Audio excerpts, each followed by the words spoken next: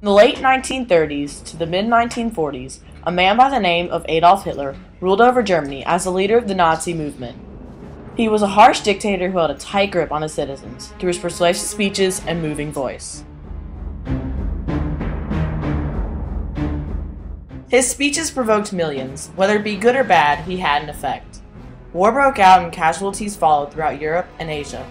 Gory battles such as D-Day, where the Allied nations attacked the beaches of Normandy, were familiar sights all over the globe.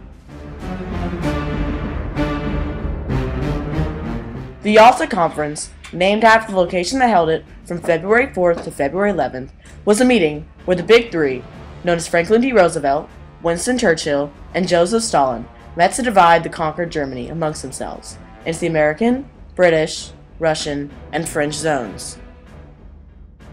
As the end of the war drew near, circumstances in Berlin were grave. The Soviets attacked the Nazi capital of Berlin. During the intense fighting, thousands of soldiers and civilians were killed or injured. The Battle of Berlin ended with the Soviet takeover of Berlin and the Russian flag flying over the deserted city, signifying the end of World War II.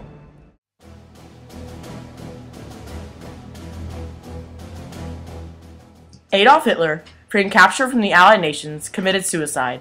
Happiness was seen throughout Europe because of his death and the end of the war. People all over the world celebrated and rejoiced on VE Day, yet the war for Berlin was not over.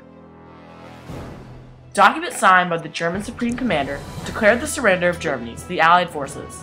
These documents gave the Allied nations complete control over all of Germany.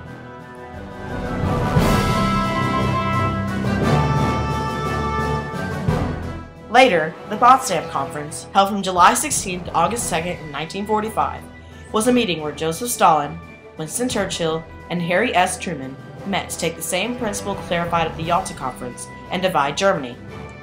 The persecution of Nazi war criminals, the dematerialization, the expulsion of Germans from Germany, and the denazification all were agreed on at the conference. Since these leaders also decided on the deportation of many German men, women, and children from their homes in German-occupied territories, thousands became refugees.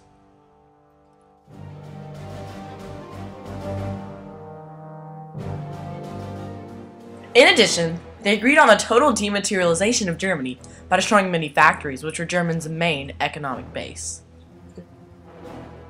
Denazification was another main point established.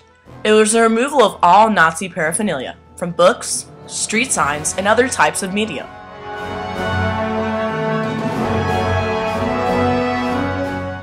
The East Berlin government shut off all imports to the other half of Berlin.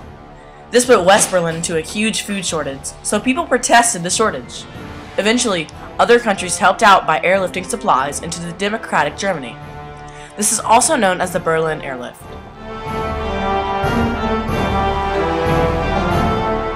Not only did they divide the mainland of Germany, but the city of Berlin was also divided to the same zones, with the democratic zone consisting of America, France, and Great Britain, and the Soviet Communist zone. In 1949, following the organization of NATO, the French, British, and American zones formed to make the Federal Republic of Germany.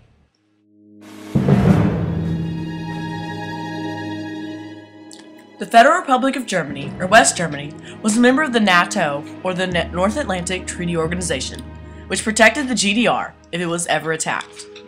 A man named Konrad Adenauer was its first ruler and built Germany back up after the war. In the 1949 currency change, the West Germans converted to the West German mark.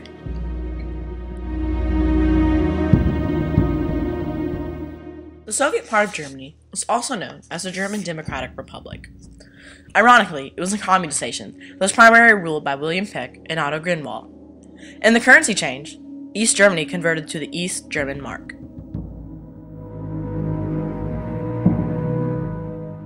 With the onset of the Cold War, the East German government wanted to seclude their population from West Germany and keep their people from crossing into the democratic section. To do this, they built a 12-foot wall known as the Berlin Wall, which divided the people of Berlin even more. People tried to cross into West Germany, but their attempts were futile. Those who crossed were lucky, but those who were caught were either killed or imprisoned and stuck behind socialist German walls.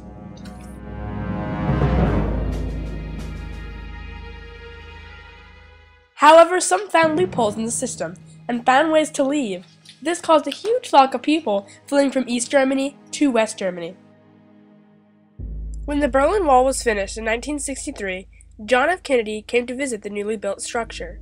He opposed its building, but he and the other U.S. presidents during this time had much bigger things to worry about. Like the fact that nuclear weapons were in the hand of Cuban ruler Fidel Castro and Russian ruler Leonid Brezhnev. Because of these men, severe precautions had to be taken to ensure that life as we know it would stay the same. After the division of Germany by the Allied forces after World War II, Russia became angered and broke away from the Allied forces, thus causing the major tensions of the Cold War.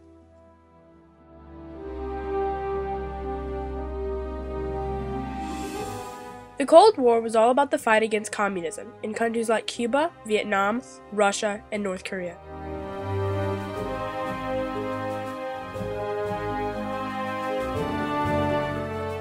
It wasn't until 1989 that Ronald Reagan took a visit to Berlin and met with Russian leader Mikhail Gorbachev. Mr. Gorbachev, tear down this wall. While in Berlin, he demanded that the Russian government tear down the Berlin Wall and thus reunite East and West Germany.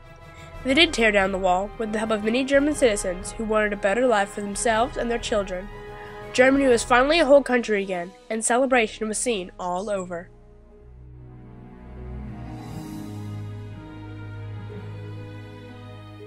Parts of the Berlin Wall still exist today, and stand just as art along the old boundaries of East and West Germany's.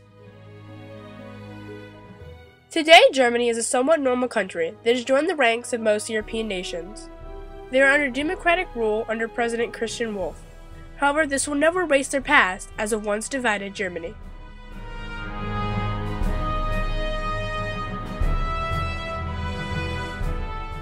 We should learn from our mistakes in our history and be equal to all countries.